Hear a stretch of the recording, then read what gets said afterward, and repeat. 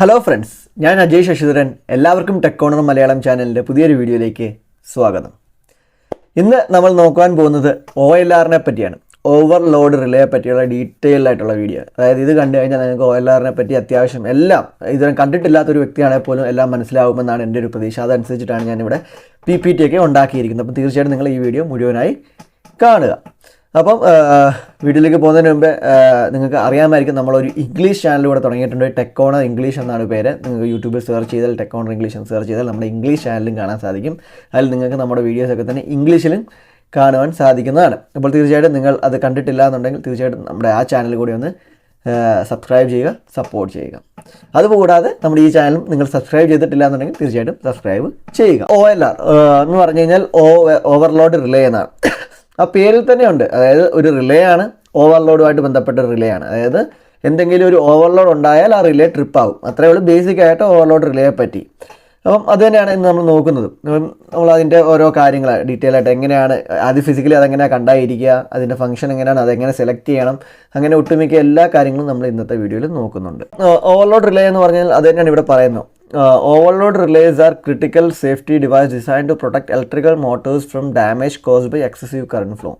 അതായത് നമ്മൾ കൂടുതലും OLR യൂസ് ചെയ്യുന്നത് ഇലക്ട്രിക് മോട്ടറിൻ്റെ ഒരു പ്രൊട്ടക്ഷന് വേണ്ടിയാണ്. അതായത് ഓവറായിട്ട് കറണ്ട് ഫ്ലോ ആയി ആ മോട്ടർ ഡാമേജ് ആവാതിരിക്കുവാൻ വേണ്ടി, അതായത് ഓവർലോഡ് ഉണ്ടായി ആ മോട്ടർ ഡാമേജ് ആകുന്നതിന് പകരം അത് നേരത്തെ തന്നെ മുൻകൂട്ടി കണ്ടറിഞ്ഞ് ട്രിപ്പ് ചെയ്ത് അവിടേക്കുള്ള വൈദ്യുതി ഡിസ്കണക്ട് ചെയ്യുന്നതാണ് നമ്മുടെ ഈ ഓവർലോഡ് റിലേ ചെയ്യുന്ന ഒരു ഫംഗ്ഷൻ.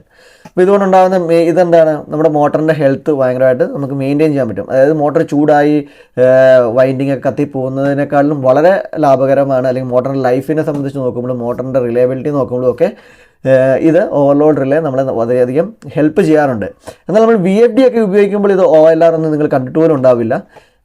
OLR ഒക്കെ യൂസ് ചെയ്തിരുന്നത് നമ്മൾ സ്റ്റാർട്ടേഴ്സ് പാനലുകളിലാണ് മെയിനായിട്ടും. അതായത് DOL സ്റ്റാർട്ടർ ആണെങ്കിലും ഡെൽറ്റ സ്റ്റാർട്ടർ ആണെങ്കിലും അവിടെയെല്ലാം നമ്മളൊരു കോണ്ടാക്ടറിൻ്റെ താഴെ തന്നെ OLRും കാണുവാൻ സാധിക്കുകയുണ്ടായിരുന്നു. OLR അവിടുത്തെ ഒരു മസ്റ്റായിട്ടുള്ളൊരു സാധനം കൂടെയാണ്. അപ്പോൾ അത് തന്നെയാണ്. ഇപ്പം ഇതാണ് നിങ്ങൾക്ക് ഒരു എക്സാമ്പിളായിട്ട് ഞാൻ OLR എടുത്ത് കാണിച്ചിരിക്കുന്നത്. ഇപ്പോൾ OLR കണ്ടു കഴിഞ്ഞാൽ ഏകദേശം ഇങ്ങനെ തന്നെയാണ് ഇരിക്കുക. ഇത് സ്നൈഡർ ഇലക്ട്രിക്കിൻ്റെ ഒരു OLR ആണ്. ഇത് നോർമലി നമ്മൾ ഈ കാണുന്ന മേലത്തെ 3 ടെർമിനൽസ് കോണ്ടാക്ടറിലേക്ക് കയറ്റിയ ശേഷം ടൈറ്റ് ചെയ്യുകയാണ് ചെയ്യുന്നത്. അപ്പം OLRൻ്റെ ഇപ്പം നമ്മൾ ഓരോ സാധനങ്ങൾ നോക്കിയാൽ തന്നെ ഇത് സ്നൈഡർ ഇലക്ട്രിക്കിൻ്റെ മാനുഫാക്ചർ നമ്പറുണ്ട്. മോഡൽ നമ്പർ ആണെങ്കിൽ LAD08 എന്ന് പറയുന്നത്. പിന്നെ നമുക്ക് ഒരു ടൈം സെറ്റിങ്സ് കാണാം. അതായത് നമുക്ക് ഇതിൻ്റെ കറണ്ട് സെറ്റിങ്സ് അഡ്ജസ്റ്റ് ചെയ്യാം. അതായത് ട്രിപ്പിംഗ് കറണ്ട് എത്രയാണോ, ഇപ്പോൾ 1.5, 3, 4 എന്നൊക്കെ കാണുന്നുണ്ട്. അപ്പോൾ 4 ആംപിയറിൽ ട്രിപ്പ് ആവണോ, 3 ആംപിയർ ട്രിപ്പ് ആവണോ എന്നൊക്കെ ഉള്ളത് നമുക്കിതിൽ സെറ്റ് ചെയ്ത് കൊടുക്കാനുള്ള ഓപ്ഷനുണ്ട്. പിന്നെ ഞാൻ പറഞ്ഞു ഇവിടെ സപ്ലൈ സൈഡ് ഇൻകമ്മിങ് ഇവിടെ ആയിരിക്കും. പിന്നെ ഔട്ട് ഗോയിങ് ഇവിടെ താഴെ 2T1, 4T2, 6T3 എന്ന് പറയുന്നതായിരിക്കും നമ്മൾ ഔട്ട്പുട്ട്. അതായത് ഇതായിരിക്കും നമ്മൾ നേരെ മോട്ടറിലേക്ക് കൊടുക്കുന്നത്. പിന്നെ ഇതിനൊരു ഓക്സിലറി കോണ്ടാക്ട്സ് ഉണ്ട്. അതായത് NO/NC contacts, normally open, normally closed. അതായത് OLR പ്രോപ്പറായിട്ടിരിക്കുമ്പോൾ, ഹെൽത്തി ആയിട്ടിരിക്കുമ്പോൾ നമുക്ക് NOയിലൂടെ വൈദ്യുതിയൊന്നും കണ്ടിന്യൂറ്റി കിട്ടില്ല. NCയിലൂടെ കണ്ടിന്യൂസ് ആയിരിക്കും. പക്ഷേ ഇത് ട്രിപ്പ് ആകുമ്പം NO എന്ന് പറയുന്നത് ക്ലോസ്ഡ് ആയിട്ട് മാറുകയും NC എന്ന് പറയുന്നത് ഓപ്പൺ ആയിട്ട് മാറുകയും ചെയ്യും. അപ്പോൾ അങ്ങനെ നമുക്കിതിൻ്റെ ഇതിൻ്റെ ഹെൽത്തി സ്റ്റാറ്റസും ട്രിപ്പാണോ മോട്ടർ ഹെൽത്തി ആണോ എന്നുള്ളതൊക്കെ നമുക്ക് ഇവിടെ നിന്ന് ഫീഡ്ബാക്ക് എടുക്കാൻ സാധിക്കും. അത് PLCയിലേക്കോ HMIയിലേക്കോ അല്ലെങ്കിൽ ഏതെങ്കിലും അലാറത്തിലേക്കോ ഒക്കെ വേണമെന്നുണ്ടെങ്കിൽ നമുക്ക് ചെയ്യാൻ സാധിക്കും. പിന്നെ ഒരു റീസെറ്റ് ബട്ടൺ ഉണ്ട്. ഇത് അഥവാ ഇതിന് OLR പിടിച്ച് ട്രിപ്പായി കഴിഞ്ഞാൽ നമുക്ക് ഇത് റീസെറ്റ്, ആ ഫോൾട്ട് ക്ലിയർ ചെയ്ത ശേഷം നമുക്കിത് റീസെറ്റ് ചെയ്യാൻ സാധിക്കും. പിന്നെ ഒരു സ്റ്റോപ്പ് ബട്ടണും ഉണ്ട്. പിന്നെ അതേസമയം ഇത് നമ്മൾ ഓപ്പൺ ചെയ്താൽ ഈ ഒരു ഡോർ പോലൊരു സാധനമുണ്ട്, ഇവിടെ നമുക്ക് കാണാം.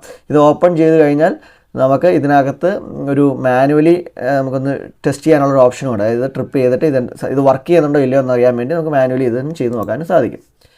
അപ്പോൾ ഇത്രയാണ് ബേസിക്കായിട്ട് ഒരു OLR കണ്ട് നിങ്ങൾക്ക് മനസ്സിലാക്കാനുള്ളത്. ഇനി ഇതിൻ്റെ പർപ്പസ് ആൻഡ് ഇമ്പോർട്ടൻസ് എന്തിനാണ്, എന്ത് കാര്യമാണ് ഇതുകൊണ്ട് നമുക്ക് നേടുന്നത് എന്നുള്ളതാണ്. അപ്പോൾ overload relays prevent overheating which can lead to motor failure and costly down time.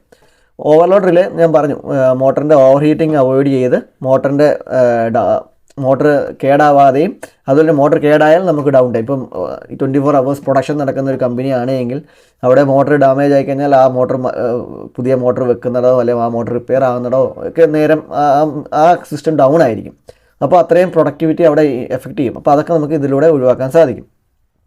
അപ്പം നമുക്കറിയാം ഒരു സേഫ്റ്റി പ്രൊട്ടക്റ്റീവ് എക്യുപ്മെൻറ്റ്സ് നമ്മുടെ സർക്യൂട്ടിൽ കൂടുന്തോറും നമ്മുടെ സിസ്റ്റം കൂടുതൽ റിലയബിളും എഫിഷ്യൻറ്റും ആകും. അപ്പോൾ അത് തന്നെയാണ് സിസ്റ്റം റിലയബിലിറ്റി പറയുന്നത്.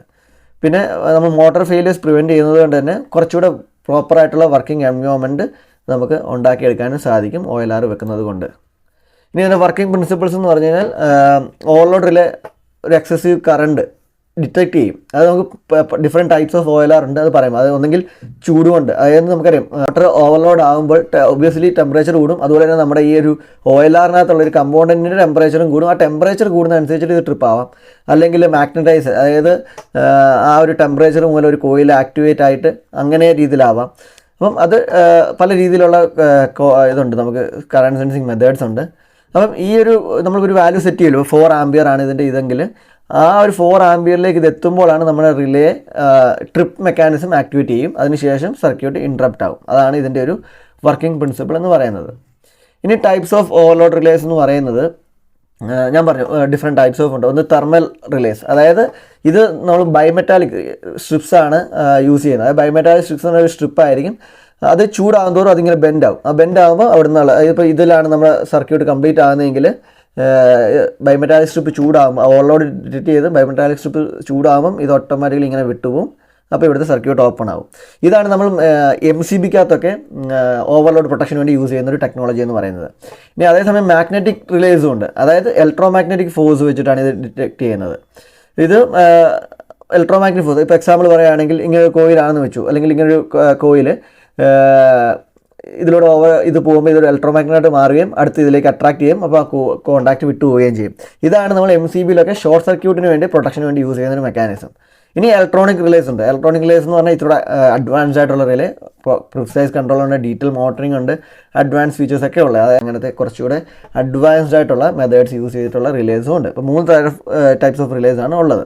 ഇതിനെപ്പറ്റി ഡീറ്റെയിൽ ആയിട്ട് ഇപ്പോൾ ഓരോ തെർമൽ റിലേ എന്താണ്, മാഗ്നറ്റിക് റിലേ എന്താണ്, ഇലക്ട്രോണിക് റിലേ എന്താണെന്നൊക്കെ നിങ്ങൾക്ക് അറിയാൻ താല്പര്യം ഉണ്ടെങ്കിൽ തീർച്ചയായിട്ടും കമൻറ്റ് ചെയ്യുക. നമ്മൾ ഇതിനെപ്പറ്റിയും വീഡിയോ ചെയ്യുന്നതായിരിക്കും. ഇനി ഓവർലോഡ് റിലേസ് എവിടെയാണ് യൂസ് ചെയ്യുക? ഓവർലോഡ് റിലേസ് കോമൺലി യൂസ് ചെയ്യുന്നത് നമ്മൾ കൺട്രോൾ പാനൽസ്, മോട്ടോർ കൺട്രോൾ പാനൽസിലാണ്, അല്ലെങ്കിൽ പമ്പ്സ് ആണ്. അപ്പോൾ അത് പമ്പിന് ഇതിനു വേണ്ടിയും അതുപോലെ തന്നെ മോട്ടറുകൾ, ഇപ്പം എവിടെയാണോ മോട്ടോഴ്സ് നമ്മൾ കൺവേയേഴ്സ് യൂസ് ചെയ്യാറുണ്ട്, ലിഫ്റ്റുകളിൽ യൂസ് ചെയ്യാറുണ്ട്. അങ്ങനെ എവിടെയൊക്കെയാണ് നമുക്ക് മോട്ടർ യൂസ് ചെയ്യാൻ സാധിക്കുക അവിടെയെല്ലാം നമ്മളിത് ചെയ്യാറുണ്ട്. കോമൺലി നമുക്കിത് കാണാൻ സാധിക്കുന്ന കൺവെയർ പാനൽസിലൊക്കെ കാണാൻ സാധിക്കും. എവിടെ VFD അല്ലാതെ നോർമൽ സ്റ്റാർട്ടേഴ്സ് യൂസ് ചെയ്യുന്ന കൺവെയർ പാനൽസിലൊക്കെ നമുക്ക് കാണാൻ സാധിക്കും. ജാമും പൊട്ടൻഷ്യൽ ജാമും ഹെവി ലോഡും ഒക്കെ ഒഴിവാക്കാൻ വേണ്ടി. ഇനി എങ്ങനെയാണ് ഓവർലോഡ് സെലക്ട് ചെയ്യേണ്ടത്? നമുക്ക് മെയിൻലി ഓവർലോഡ് സെലക്ട് ചെയ്യുന്നത് മോട്ടോർ കറണ്ട് അനുസരിച്ചിട്ടാണ്. ഇപ്പോൾ മോട്ടോർ കറണ്ടിൻ്റെ ഫുൾ ലോഡ് കറണ്ടിൻ്റെ ഏകദേശം അടുത്തായിരിക്കണം, മാച്ച് ആയിരിക്കണം നമ്മുടെ റിലേ കറണ്ട്. അപ്പോൾ ഫുൾ ലോഡ് കറണ്ട് എന്ന് പറയുന്നത് ഒരു 20 ആംപിയർ ആണെങ്കിൽ നമ്മുടെ ഓവർലോഡ് റിലേയും 20 ആംപിയറിന് കേപ്പബിൾ ആയിരിക്കണം. അപ്പോൾ നമ്മൾ സെറ്റ് ചെയ്യുന്ന വാല്യൂ 20 ആംപിയർ ആണ്.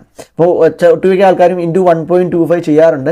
പക്ഷേ ഇപ്പോൾ ഞാൻ കാണിച്ച സ്നീഡർ ഇലക്ട്രിക്കിൻ്റെ ഒക്കെ ആണെങ്കിൽ പോലും അതിൽ ഓൾറെഡി ആ ഒരു 1.25 ആഡ് ചെയ്തിട്ടാണ് ആ ഡിസൈൻ ചെയ്തിരിക്കുന്നത്. അതുകൊണ്ട് തന്നെ ഈ റേറ്റ് ഇതിൻ്റെ കൂടെ ഇൻറ്റു 1.25 ചെയ്യേണ്ടതായിട്ടൊരു കാര്യമില്ല.